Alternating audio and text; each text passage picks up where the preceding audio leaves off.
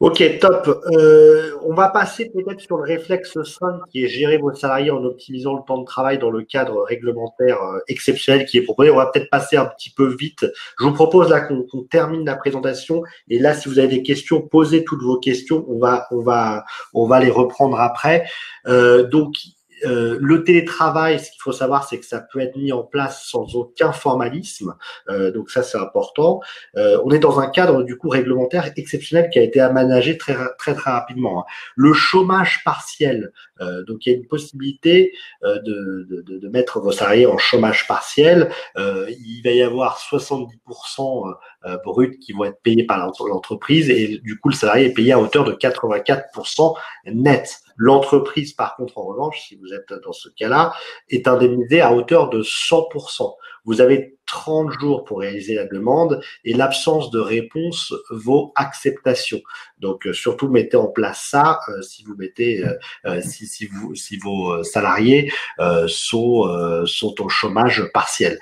Ce qu'il faut comprendre aussi dans le chômage partiel, c'est qu'il peut y avoir une réduction du temps de travail possible. C'est-à-dire vous pouvez dire aujourd'hui qu'à un salarié qu'il peut travailler que 20, 30, 40, 50% de son temps. Et donc, du coup, le payer en conséquence et les indemnisations seront en conséquence. Deux remarques là-dessus. Vous avez également la possibilité de demander à fixer les RTT et les congés payés dans la limite de 6 jours. Donc, de demander à votre salarié de prendre ses RTT et ses congés payés dans la limite de 6 jours et également la possibilité de modifier les jours de repos dans la limite de 10 jours. Donc c'est important, ça vous permet potentiellement, si besoin est, de mettre l'ensemble de ou un ou plusieurs salariés en repos pendant cette période si vous avez vraiment plus d'activité à leur fournir. Voilà, si c'est pas le cas, évidemment, il faut mieux faire travailler pour les faire produire si évidemment vous avez une force de vente derrière. Alors, deuxième remarque sur laquelle je voulais attirer votre attention, c'est attention aux fraudes. Parce que clairement, il va y en avoir beaucoup, et ça peut être pareil pour le fonds de solidarité, mais ça peut être le cas ici.